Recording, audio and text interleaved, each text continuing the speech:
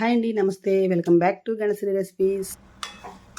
ఈరోజైతే నేను ఏం కూర చేస్తున్నానంటే వంకాయ చిక్కుడుకాయతోటి అల్లం కారం పెట్టి కూర వండుతున్నానండి. చాలా బాగుంటుంది.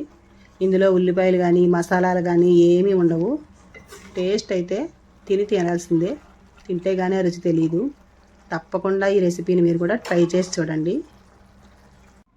నా వీడియో ఫస్ట్ టైం చూసినట్లయితే తప్పకుండా సబ్స్క్రైబ్ చేసుకుని పక్కనే ఉన్న బెల్ యాక్టివేట్ చేసుకోండి.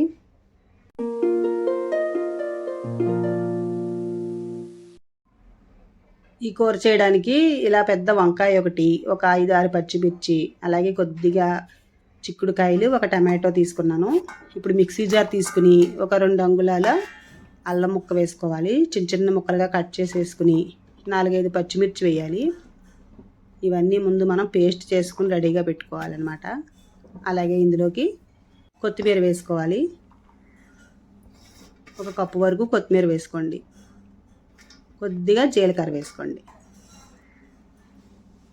అవసరమైతే కొంచెం వాటర్ వేసుకుని మెత్తగా మిక్సీ పెట్టుకోవాలి. గ్రైండ్ చేసుకుని పక్కన పెట్టుకోవాలి. ఇప్పుడు స్టవ్ మీద కడాయి పెట్టుకుని ఒక 2 స్పూన్ల వరకు ఆయిల్ వేసుకోవాలి. ఆయిల్ వేడెక్కిన తర్వాత పోపు పెట్టుకోవాలి. పోపు అంటే మామూలుగానే మనం శనగపప్పు, మినపప్పు, ఆవాలు, జీలకర్ర ఇవన్నీ వేసేసి ఒక ఎండుమిర్చి కూడా వేసి అవి వేగిన తర్వాత కరివేపాకు వేసుకోవాలి. చూసారా, మొత్తం పోపు అంతా వేగిపోయింది. ఇందులోకి కొంచెం చిటికెడు ఇంగువ ముక్క వేసుకోవాలి. అదే ఇంగువ పొడి ఉంటుంది కదా, అది వేసుకోవాలి.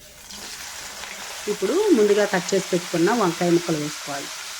వంకాయలు కట్ చేసి వాటర్లో వేసుకోండి, తర్వాత అప్పుడు కూరలో వేసుకోవచ్చు. అలాగే చిక్కుడుకాయలు, టమాటా కూడా వేసేసుకోవాలి. ఇవన్నీ వేసేసి ఒకసారి అంతా కలుపుకోవాలి. కలిపే ముందు పసుపు అలాగే ఉప్పు కూడా వేసేసుకోండి, సరిపడినంత ముందే వేసేయాలి. ఇవన్నీ వేసేసి మూత పెట్టేస్తే ఆ ఆవిరికి వాటర్ వచ్చేసి అంతా బాగా ఉడికిపోతుంది. స్టవ్ లో ఫ్లేమ్లో, మీడియం ఫ్లేమ్లో పెట్టుకుంటూ ఉడికించుకోవాలి. చూడండి, కొంచెం వాటర్ అయితే ఎలా వచ్చిందో ఇలాగే మరి ఇంకొంచెం సేపు ఉడికించుకోవాలి.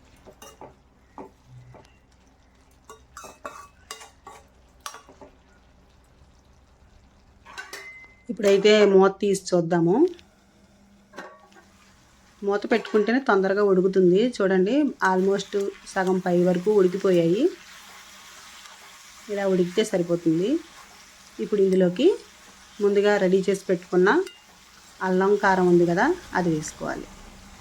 ఈ పేస్ట్ అంతా ఇందులో వేసేసుకుని కొంచెం వాటర్ వేసుకోవచ్చు. అంటే గ్రేవీగా ఉండడానికి అవసరమైతే వేసుకోవచ్చు, లేదంటే అవసరం లేకపోతే గట్టిగా కూడా అలాగే తినేయచ్చు. కానీ కొంచెం వాటర్ వేసుకుంటే పలచగా ఉంటుంది. ఇందులో టమాటా వేసాం కాబట్టి చింతపండు పులుసు వేయక్కర్లేదు, లేదంటే చింతపండు పులుసు వేసుకోవాలి. ఇప్పుడు మళ్ళీ మూత పెట్టి ఒక 2-3 నిమిషాల పాటు ఉంచితే కూర రెడీ అయిపోయినట్లే. చూసారా ఎంత సింపుల్లో, 10 నిమిషాలు కూడా పట్టదండి కూర రెడీ అవ్వడానికి. అన్నంలో తినచ్చు, చపాతీ, రోటీల్లో కూడా చాలా బాగుంటుంది. ఉల్లిపాయలు తినని వాళ్ళకి ఇది మంచి రెసిపీ అనమాట. అందులో అల్లం వేసాం కదా, హెల్త్కి కూడా చాలా మంచిది. ఎప్పుడు తినని వాళ్ళైనా సరే ఒక్కసారి తింటే ఈ కూర వదిలిపెట్టరు. తప్పకుండా ట్రై చేసి చూడండి. అలాగే నా వీడియో నచ్చితే లైక్ చేయండి, షేర్ చేయండి.